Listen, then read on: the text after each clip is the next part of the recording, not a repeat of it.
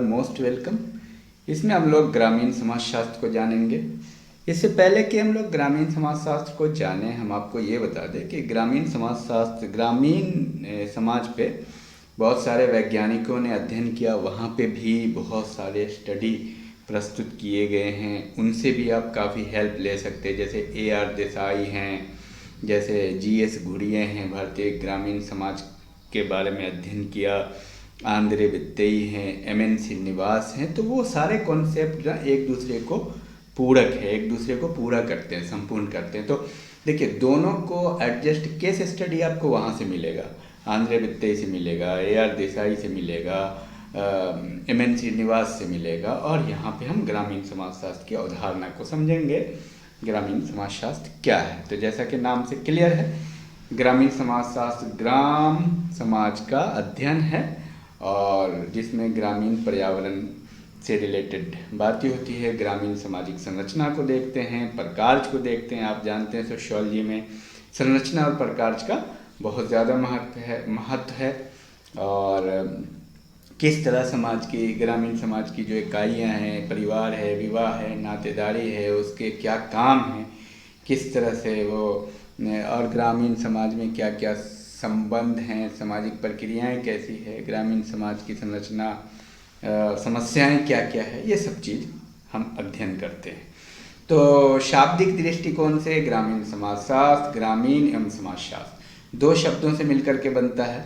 इस प्रकार हम बोल सकते हैं मोटे तौर पे, ग्रामीण समाजशास्त्र समाजशास्त्र की वो शाखा है जो ग्रामीण और ग्रामीण सामाजिक जीवन, ग्रामीण समूह, ग्रामीण सामाजिक संबंध का अध्ययन है, वैज्ञानिक अध्ययन करती है। ठीक है।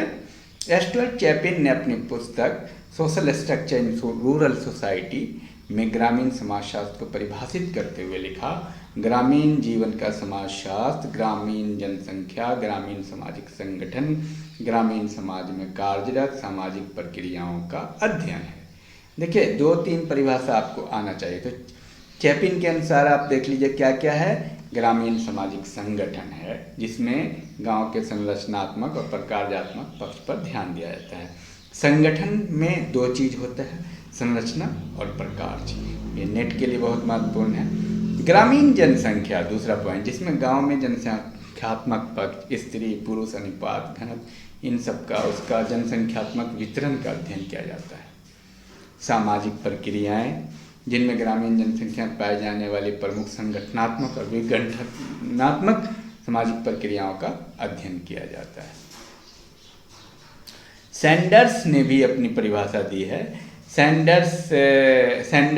डॉक्टर सैंडरसन ने rural sociology and social organisation में इसे परिभाषित किया है। ग्रामीण समाजशास्त्र ग्रामीण पर्यावरण में पाए जाने वाले जीवन का समाजशास्त्र है। ठीक है। टीलिन स्मिथ ने अपनी पुस्तक the sociology of rural life में लिखा है कि इसमें इन्होंने भी समाजशास्त्रीय तथ्य, सिद्धांत और ग्रामीण समाजशास्त्र के रूप में प्रतिदिन किए गए सामाजिक संबंधों के अध्ययन की बात की है। तो बहुत सारे वैज्ञानिक AR देसाई बहुत महत्वपूर्ण है कि महत्वपूर्ण पुस्तक रूरल सोशियोलॉजी इन इंडिया में ग्रामीण समाज का शास्त्र की इकाई एवं सर्वमान्य परिभाषा न प्रस्तुत कर इसके उद्देश्य के आधार पर ग्रामीण समाजशास्त्र की प्रकृति को स्पष्ट किया है। उनका कहना है, ग्रामीण समाजशास्त्र का प्रमुख उद्देश्य ग्रामीण सामाजिक संगठन, उसकी संरचना, प्रकार तथा विकास की वस्तुनिष्ठ प्रवृत्तियों का वैज्ञानिक, व्यवस्थित एवं विस्तृत अध्ययन करता है तथा एक क्रमबद्ध अध्ययन के आधार पर इसके विकास से संबद्ध नियमों को ज्ञात करता है। तो इस प्रकार बहुत ज़्यादा डेफिनेशन में जाने की जरूरत नहीं है, 1-2 डेफिनेशन। अब ये है कि इन सारी परिभाषाओं से क्या स्पष्ट होता है ग्रामीण समाजशास्त्र? तो ग्रामीण समाजशास्त्र समाजशास्त्र की एक शाखा है। ग्रामीण समाजशास्त्र ग्रामीण पर्यावरण में रहने वाले लोगों का अध्ययन है। ग्रामीण समाजशास्त्र का मुख्य संबंध ग्रामीण संगठन, सामाजिक संरचना, प्रकार, सामाजिक प्रतिमान, प्रक्रियाओं से है। एक प्रकार से ग्रामीण समाजशास्त्र गांव में रहने वाले लोगों के समस्त जीवन के पक्षों का अध्ययन है। समाजशास्त्र की अपेक्षा ग्रामीण समाजशास्त्र ग्रामीण समुदाय के व्यवहारिक जीवन से संबंधित होने के कारण अधिक व्यवहारिकता। अतः हम कह सकते हैं निष्कर्ष से कि ग्रामीण समाजशास्त्र ग्रामीण समाजशास्त्र की वो शाखा है जो ग्रामीण समुदायों का उनकी दशाओं, प्रवृत्तियों, अन्वेषण, प्रगति के सिद्धांत निर्माण हेतु व्यवस्थित अध्ययन करती है। ग्रामीण समाजशास्त्र की उत्पत्ति एवं विकास। सोरोकिन एवं जिमरमैन और गॉल्पिन द्वारा अपनी पुस्तक systematic source book in rural sociology के प्रथम भाग में विभिन्न विद्वानों द्वारा किए गए ग्रामीण समाज के अध्ययन को प्रस्तुत किया है, परंतु इन अध्ययनों को ग्रामीण समाजशास्त्र की संज्ञा नहीं दी जा सकती। ग्रामीण समाजशास्त्र का एक पृथक विषय के रूप में विकास 19वीं शताब्दी से माना जाता है। औपचारिकता ग्रामीण समाजशास्त्र की वो शाखा के रूप में है जो स्थापित हो पाया। इसी का परिणाम था कि विभिन्न समाजशास्त्रियों का ध्यान ग्रामीण समुदायों को और आकर्षित होना प्रारंभ हुआ तथा व्यापक स्तर पर ग्रामीण समुदाय के विभिन्न पक्षों का अध्ययन किया जाने लगा। तो इसमें बहुत सारे विद्वानों ने अध्ययन किया, लेवेल, पॉवेल, पॉलॉक, मिटलैंड, लेविन्स्की। अब सवाल ये पैदा, भारत में आप ये देखिए, सबसे पहले एक व्यवस्थित विज्ञान के रूप में ग्रामीण समाजशास्त्र की उत्पत्ति संयुक्त राज्य अमेरिका में हुई। ये बहुत महत्वपूर्ण है आपके लिए, नेट के लिए स्पेशली, ठीक है। अब भारत जैसे देश में ग्रामीण समाजशास्त्र का महत्व इसलिए बढ़ जाता है, आप इसमें से पॉइंट चाहें तो पाउच करके आप लिख लेंगे, थोड़ा बहुत ज़्यादा लिखने के चक्कर में बहुत इम्पॉर्टेंट पॉइंट को आप लिखा करें।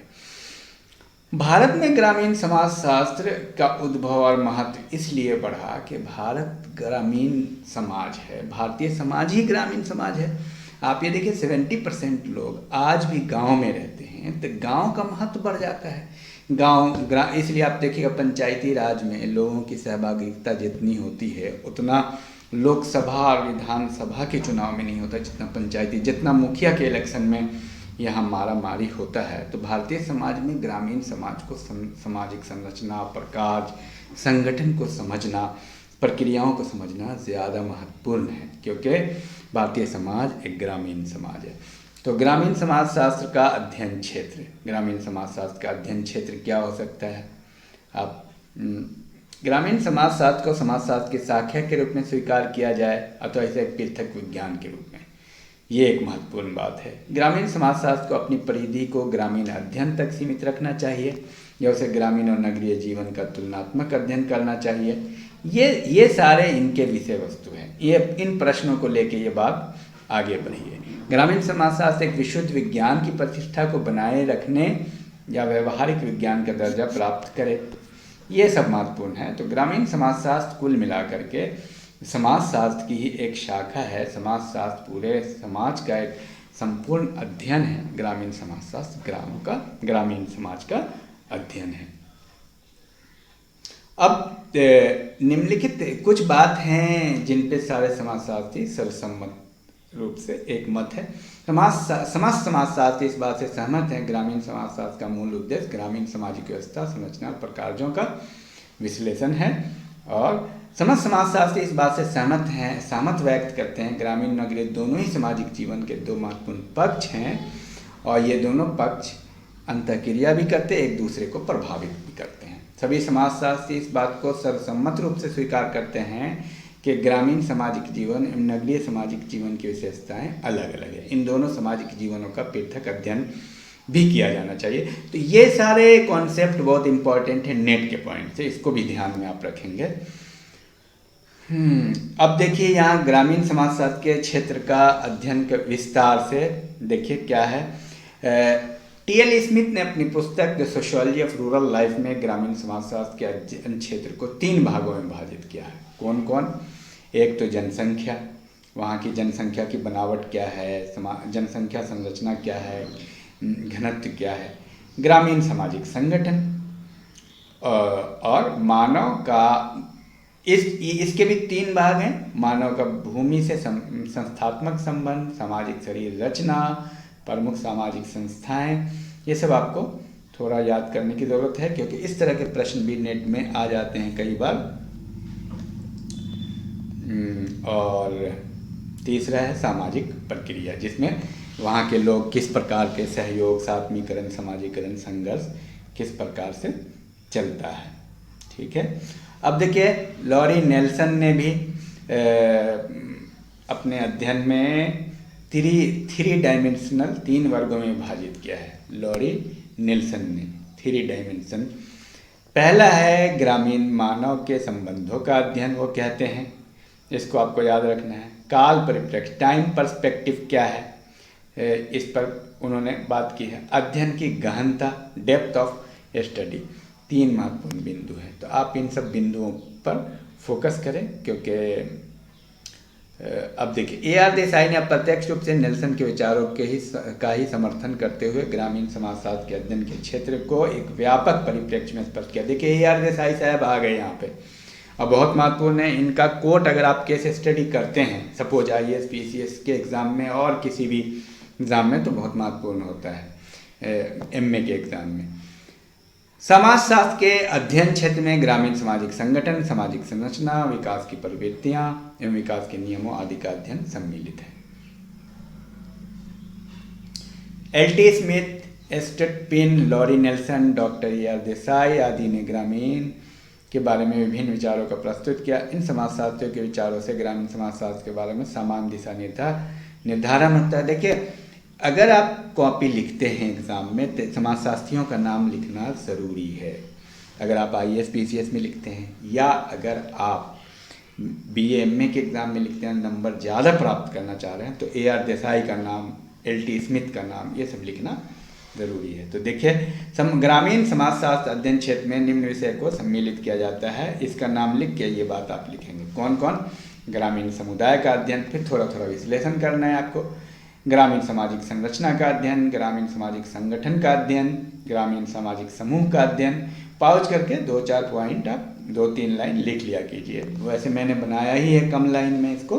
ग्रामीण सामाजिक संस्थाओं का अध्ययन, ग्रामीण सामाजिक संस्थाओं का अध्ययन, ग्रामीण राजनीतिक संस्थाओं का अध्ययन, ग्रामीण सामाजिक प्रक्रियाओं का अध्ययन, ग्रामीण सामाजिक समस्याओं का अध्ययन, ये सब है। ग्रामीण जनसंख्या का अध्ययन, ग्रामीण सामाजिक परिवर्तन का अध्ययन, ग्रामीण नगरीय संबंधों का अध्ययन, ग्रामीण पुनर्निर्माण का अध्ययन। इतना पॉइंट आपको कहीं नहीं मिलेगा, ये सारे। अब समझिए, ग्रामीण समाजशास्त्र की प्रकृति पर हम थोड़ा बात कर ले। समाजशास्त्र जनरली प्रकृति की बात हर जगह, जैसे डेमोग्राफी की प्रकृति, जैसे आ जाएगा आपको पॉलिटिकल साइंस की प्रकृति, जैसे आ जाएगा आपको पॉलिटिकल सोशोलॉजी की प्रकृति, जैसे आ जाएगा आपको सोशल रिसर्च की प्रकृति, सामाजिक अनुसंधान, ये प्रकृति हमेशा आता है। और हमने अक्सर का प्रकृति का संबंध के वो जो है विज्ञान, वो जो शास्त्र है वो वैज्ञानिक है अथवा अवैज्ञानिक है, उसकी प्रकृति वैज्ञानिक है अथवा अवैज्ञानिक है। देखिए, इंसानों की प्रकृति क्या होती है? इंसान के बारे में बोलते हैं अच्छा है या बुरा है, लेकिन विषय के बारे में, विषय अच्छा और बुरा नहीं होता, विषय होता है वैज्ञानिक और अवैज्ञानिक। विषय अच्छा तभी होता है जब वो वैज्ञानिक होता है, अब बुरा तभी होता है जब वो अवैज्ञानिक होता है। तो हर विषय वैज्ञानिक होता है, अच्छा होता है। तो ग्रामीण समाजशास्त्र का विषय क्षेत्र सीमित करने के पूर्व ये प्रश्न उठता है कि विषय सामग्री वैज्ञानिक है या नहीं, ये ध्यान दीजिए। तो भाई वैज्ञानिक है, सीधी सी बात है।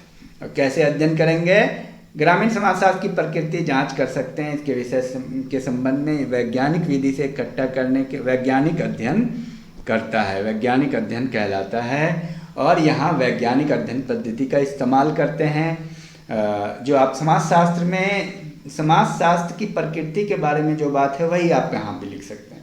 तो वैज्ञानिक अध्ययन पद्धति में क्या क्या चाहिए, जो हम लोग ग्रामीण समाज को वैज्ञानिक समाज क्यों कहेंगे? वैज्ञानिक समाजशास्त्र क्योंकि उसमें इन सारी चीज़ों का इस्तेमाल हम लोग करते हैं, उपकल्पना का निर्माण करते हैं। ये इसको आप याद कर लीजिए, इसको लिख लेंगे। प्रश्नों के उपकरणों और साधनों का चयन करते हैं, तथ्यावलोकन और तथ्य संकलन करते हैं, लिपिबद्ध करना, तथ्यों का वर्गीकरण, निष्कर्ष निकालना। तो इस प्रक्रिया से जो भी विज्ञान अध्ययन करेगा, और समाज, इसको आप याद कर लीजिए, इतने 5-6 पॉइंट हर जगह आता है। सामाजिक अनुसंधान में आता है, समाजशास्त्र में आता है, प्रकृति में आता है। तो इस प्रक्रिया से जो भी विज्ञान अध्ययन होगा, जो भी शास्त्र, वो वैज्ञानिक होगा। तो ग्रामीण समाजशास्त्र एक वैज्ञानिक पद्धति है। वैज्ञानिक पद्धति अपनाने के लिए समाज विज्ञान के शोधकर्ता में एक विशिष्ट वैज्ञानिक रुझान होना चाहिए। साधारण व्यक्ति के पास ये नहीं हो सकता। वैज्ञानिक विधि के मुख्य लक्ष्य हैं अध्ययन की प्रकृति, विशिष्ट उत्साह, कठिन परिश्रम, प्राधिक विचार, निष्पक्ष, ये सारी चीज़ें। तो ये कुल मिलाकर के वैज्ञानिक पद्धति है। तो समाजशास्त्र एक विज्ञान के रूप में है। Rural sociology is as a science है, ठीक है। ज्ञान के स्वरूप की सत्यता, इसका संगठन, इसकी विधि, सिद्धांत निर्माण। तो क्यों है वैज्ञानिक विज्ञान के रूप में, अभी बताया आपको। सबसे पहले इसमें उपकल्पना करने, किसी भी अध्ययन का हम किसी भी ग्रामीण विषय का हम अध्ययन ग्रामीण वैज्ञानिक पद्धति से करते हैं। वैज्ञानिक पद्धति में क्या क्या आता है? विषय का चुनाव, उपकल्पना का निर्माण, तथ्य का संकलन, तथ्यों का वर्गीकरण, सामान्यीकरण।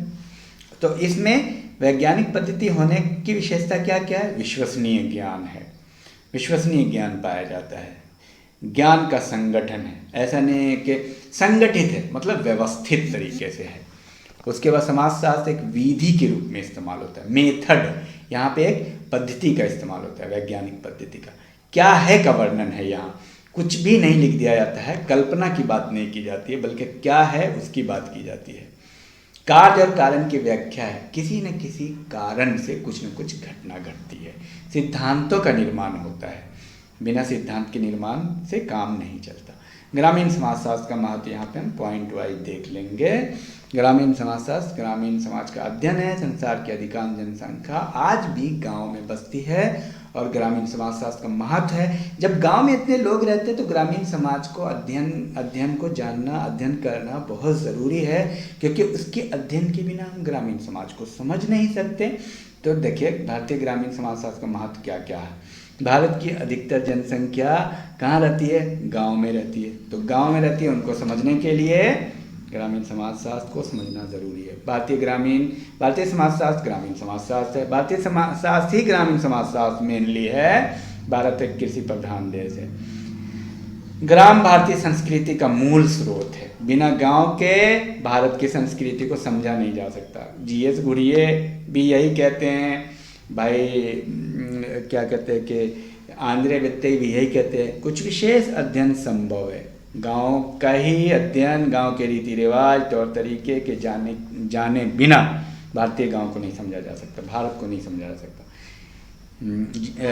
और ये दरिद्रता का दृश्य है भारतीय गांव को समझना। भारतीय गांव में दरिद्रता है, भुखमरी है। ग्रामीण समाज नगरीय समाज का भाग नहीं है।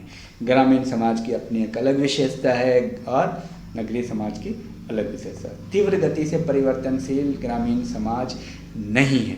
शहरी समाज तीव्र गति से परिवर्तनशील है। ग्रामीण पुनर्निर्माण पर भी ध्यान दिया जाता है। ग्रामीण समाजशास्त्र, ग्रामीण समाज में ग्रामीण पुनर्निर्माण की व्यवस्था है।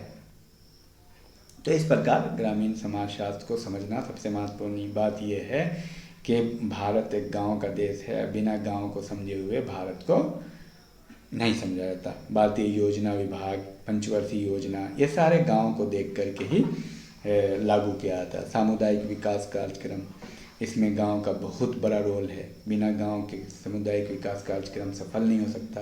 बाद में पंचायत विभाग, पंचायती राज, गांव में राज, गांव में लोकतंत्र और लोकतांत्रिक विकेंद्रीकरण की शुरुआत ही गांव से ज़रूरी है। ग्राम कल्याण विभाग, वन जातीय कल्याण विभाग, ये सब मतदान, ग्रामदान, ग्राम राज, ये सारी चीज़ें गांव के महत्व को बढ़ाती है। ये सब सफलता और असफलता का उसी पे निर्भर करता है। ग्रामीण एवं नगरीय समुदाय, यहाँ पे हम जानेंगे कि ग्रामीण और नगरीय समुदाय में क्या अंतर है।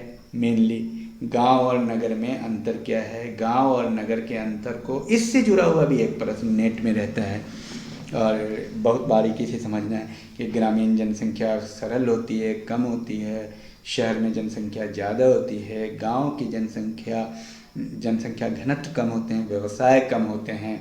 इस अंतर को कुछ आप देखिए, चार्ल्स मेटकेल ने भारतीय गांव को एकांकी एवं अपरिवर्तनशील बताया है।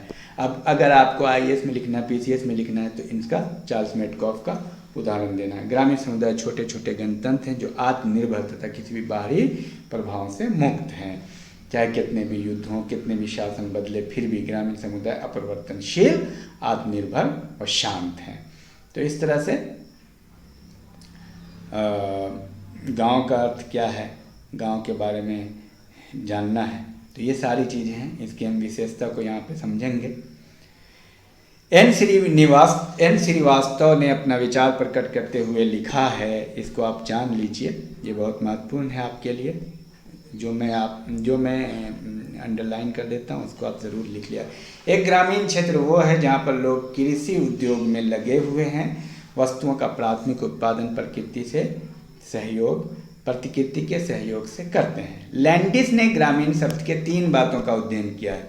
अब लैंडिस का भी लिख लीजिएगा, ये नेट के लिए भी महत्वपूर्ण है। क्या क्या? प्रकृति से पर प्रत्यक्ष निर्भरता, सीमित आकार, घनिष्ठ संबंध। और बर्ट्रैंड ने 2 आधार बताए हैं, कृषि द्वारा आय और कम घनत्व वाला जनसंख्या घनत्व। इतने अगर आप केस स्टडी डाल देंगे एग्जाम में तो बहुत है।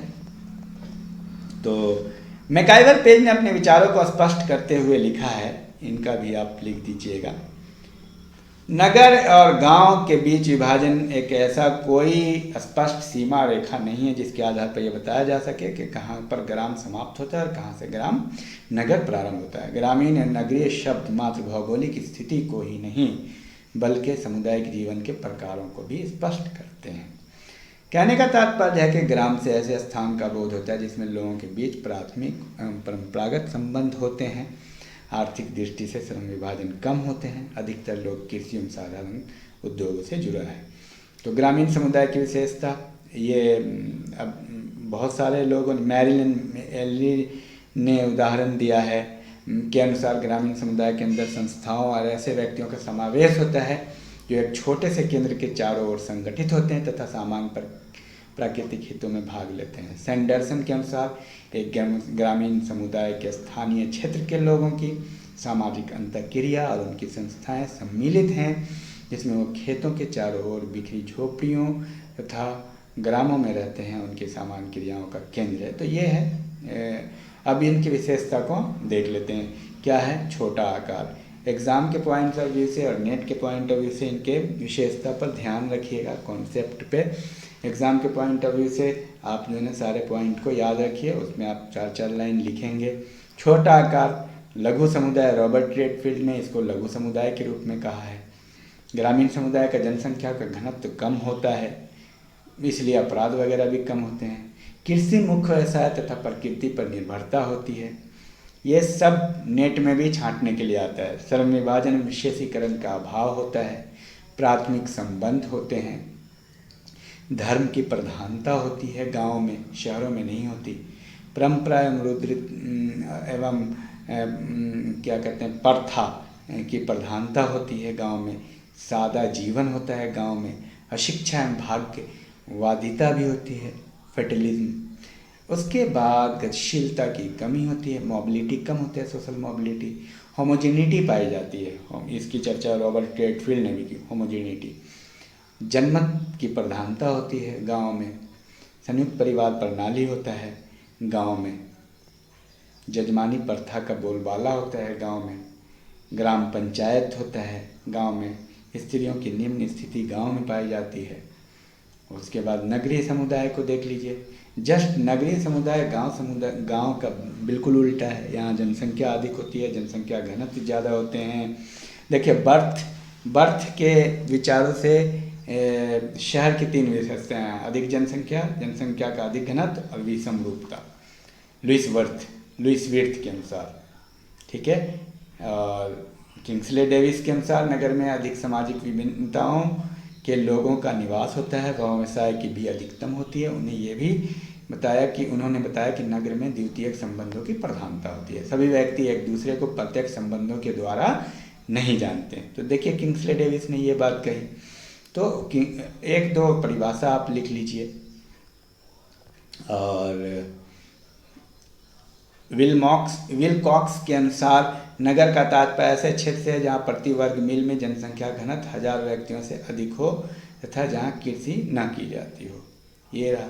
चलिए इसकी विशेषता देख लेते हैं। नगरीय समुदाय की विशेषता देखिए, एक विशेषता अगर आप ग्रामीण समुदाय की याद कर लीजिए तो नगर की भी याद आएगी, क्योंकि इसका उल्टा है। अधिक जनसंख्या, वहाँ क्या था? कम जनसंख्या। विभिन्नता पाई जाती है, वहाँ समरूपता थी। हेट्रोजिनिटी, वहाँ होमोजिनिटी थी। विभिन्न व्यवसाय, वहाँ पे व्यवसाय नहीं होते, कृषि पर आधारित होते हैं। श्रम विभाजन विशेषीकरण यहाँ पाया जाता है, वहाँ नहीं पाया जाता। व्यक्तिवादिता और प्रतिस्पर्धा पाई जाती है, वहाँ सामूहिकता पाई जाती है। द्वितीयक संबंध पाए जाते हैं नगर में, जबकि गांव में प्राथमिक संबंध पाए जाते हैं। गतिशीलता पाई जाती है, वहाँ देखा आपने गतिशीलता का अभाव। धर्म के महत्व में कमी। तार्किक दृष्टिकोण, वहाँ परंपरागत दृष्टिकोण। यहाँ स्थानीय पृथकता, वहाँ पृथकता नहीं होती, सामाजिकता होती है गाँव में। औपचारिक सामाजिक नियंत्रण पाया जाता है शहर में। कानून, नियम, अदालत, पुलिस, ये सब होता है। वहाँ पे अनौपचारिक होता है, भैया, चाचा, मामा, मौसा। महिलाओं की अच्छी स्थिति होती है शहर में, जबकि गांव में महिलाओं की स्थिति बहुत अच्छी नहीं होती। सामाजिक समस्याएं बहुत पाई जाती है शहर में। बाल अपराध, मद्यपान, वेश्यावृत्ति, बेकारी, जबकि गांव में ऐसी बात कम होती है। गंदी बस्ती पाई जाती है। गंदी बस्ती गांव में नहीं पाई जाती, क्योंकि शहर में भीड़ भाड़ होते हैं। तो ग्रामीण नगरीय जीवन में तुलना भी हम लोगों ने यहीं पे देख लिया। गांव और नगर में केवल मात्रा का अंतर होता है। नगरों में विभिन्न पर्यावरण, गांव नगर की परिवर्तनशील प्रकृति अलग अलग होती है। ग्रामीण नगर समुदाय में अंतर व्यवसाय के आधार पर होता है, पर्यावरण के आधार पर होता है, समुदाय का आकार अलग अलग होता है, जनसंख्या का घनत्व अलग अलग होता है। पहले भी वर्णन हो चुका है। जनसंख्या में समरूपता और विसमरूपता होता है। कहाँ समरूपता होती है? गांव में भी समरूपता होती है, शहर में। सामाजिक विभेदीकरण, स्तरीकरण में भी अंतर होता है। गतिशीलता में अंतर होता है, जो कि हमने पहले देखा ही है। अंतःक्रिया की व्यवस्था भी अलग अलग होती है। A.R. देसाई ने भारतीय ग्रामीण और नगरीय समुदाय में अंतर को 9 आधारों की चर्चा की। ये बहुत महत्वपूर्ण है, और ये महत्वपूर्ण है नेट के पॉइंट ऑफ व्यू से भी, कॉन्सेप्ट के। व्यवसाय संबंधी भेद, पर्यावरण संबंधी भेद। और ये अगर आप IAS PCS लिख रहे हैं, में BA के एग्ज़ाम में लिख रहे हैं, तो और महत्वपूर्ण है। A.R. देसाई का कोट कर दीजिए। समुदाय के आकार संबंधी भेद, जनसंख्या के घनत्व संबंधी भेद, जनसंख्या की सजातीय विजातीय भेद, सामाजिक गतिशीलता संबंधी भेद, प्रव्रजन की दिशा संबंधी भेद, सामाजिक विभेदीकरण स्तरीकरण संबंधी भेद, सामाजिक अंतःक्रिया की पद्धति में भेद।